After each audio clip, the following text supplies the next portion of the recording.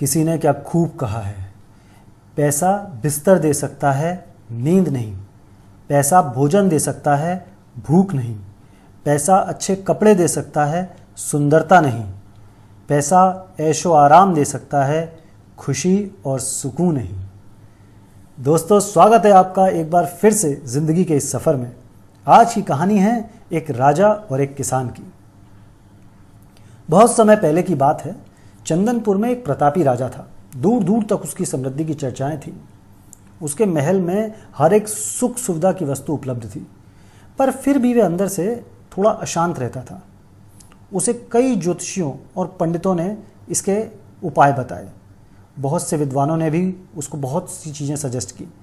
किसी ने कोई अंगूठी पहनने का सुझाव दिया, तो किसी ने यज्ञ कराने को कहा। पर सब कुछ करने के बाद भी राजा का दुख दूर नहीं हो रहा था। उसे शांति नहीं मिल रही थी। एक दिन राजा भेष बदलकर राज्य की सैर पर निकला।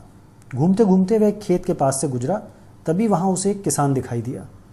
किसान ने फटे पुराने कपड़े पहन रखे थे, दिखने में एकदम सीधा साधा, पर चेहरे पर एक सुकून भरा भाव था। किसान के वस्त्र देखकर राजा के मन में आया कि वह उसे कुछ स्वर्ण मुद्राएं दे, ताकि उसके जीवन में कुछ खुशियाँ आ पाएं। राजा किसान के पास जाकर बोला कि मैं एक राहगीर हूँ, मुसाफिर हूँ। मुझे तुम्हारे खेत पर ये 4 स्वर्ण मुद्राएं गिरी मिली। क्योंकि ये खेत तुम्हारा है, इसलिए मुद्राएं तुम रख लो।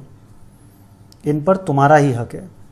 किसान ने कहा कि ना सेठ जी ना, ये मुद्राएं मेरी नहीं हैं। इसे आप ही रखें या किसी और को दान कर दें। मुझे इनकी कोई आवश्यकता नहीं है। किसान की यह प्रतिक्रिया राजा को बड़ी अजीब लगी। वह बोला, धन की आवश्यकता किसे नहीं होती, भला आप लक्ष्मी को कैसे मना कर सकते हैं? इस पर किसान बोला, सेठ जी मैं रोजाना 4 आने कमा लेता हूँ और उतने में ही खुश रहता हूँ। राजा यह सुनकर और आश्चर्य में पड़ गया और पूछा, भला यह कैसे संभव है? इस पर किसान बोला, प्रसन्नता इस बात पर निर्भर नहीं करती कि आप कितना कमाते हैं या आपके पास कितना धन है, बल्कि प्रसन्नता उस धन के प्रयोग पर निर्भर करती है। राजा ने हंसते हुए कहा, अच्छा तो तुम इन 4 आने का क्या क्या कर लेते हो? किसान बेकार की बहस में नहीं पड़ना चाहता था, तो उसने आगे बढ़ते हुए उत्तर दिया, इन 4 में से एक मैं कुएं में डाल देता हूँ, दूसरे से कर्ज चुका देता हूँ, तीसरा उधार में दे देता हूँ और चौथा मिट्टी में गाड़ देता हूँ। राजा को उसका उत्तर समझ नहीं आया। वह किसान से इससे पहले कि कुछ और पूछता, किसान वहाँ से निकल चुका था। राजा ने अगले दिन ही सभा बुलाई। राजा विचलित था।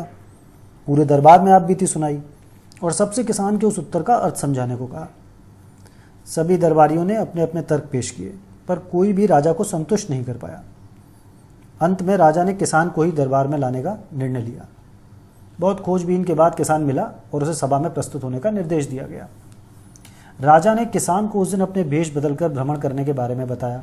पूरे सम्मान के साथ उसे दरबार में बिठाया। फिर राजा ने कहा, तुम्हारे उत्तर से मैं अति प्रभावित हूँ और तुम्हारे 4 आने का हिसाब जानना चाहता हूँ। बताओ तुम अपने 4 आने किस तरह से खर्च करते हो और इतना प्रसन्न और संतुष्ट कैसे रह पाते हो भाई?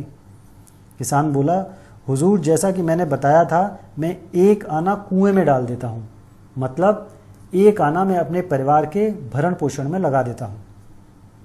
दूसरे से मैं कर्ज चुकाता हूँ, यानी इसे मैं अपने बूढ़े माँ बाप की सेवा में लगा देता हूँ। तीसरा आना मैं उधार देता हूँ, यानी तीसरा आना मैं बच्चों की शिक्षा और दीक्षा में लगा देता हूँ।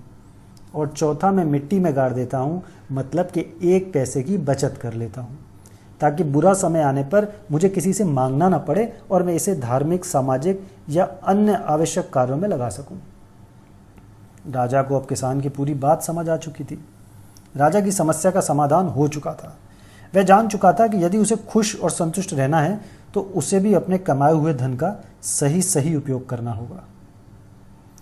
दोस्तों, एक फेमस कोट है कि मैं पैसा हूं, मैं नमक की तरह हूं, जो जरूरी तो है मगर ज़रूरत से ज़्यादा हो जाए तो ज़िंदगी का स्वाद बिगाड़ देता है।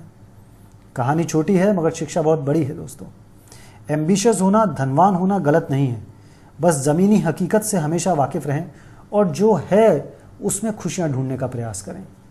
खुश रहिए, संतुष्ट रहिए और जीवन का सफ़र चैनल को सब्सक्राइब कीजिए ताकि इसी तरह की मोटिवेशनल स्टोरीज़ और वीडियोज़ आपको मिलते रहें।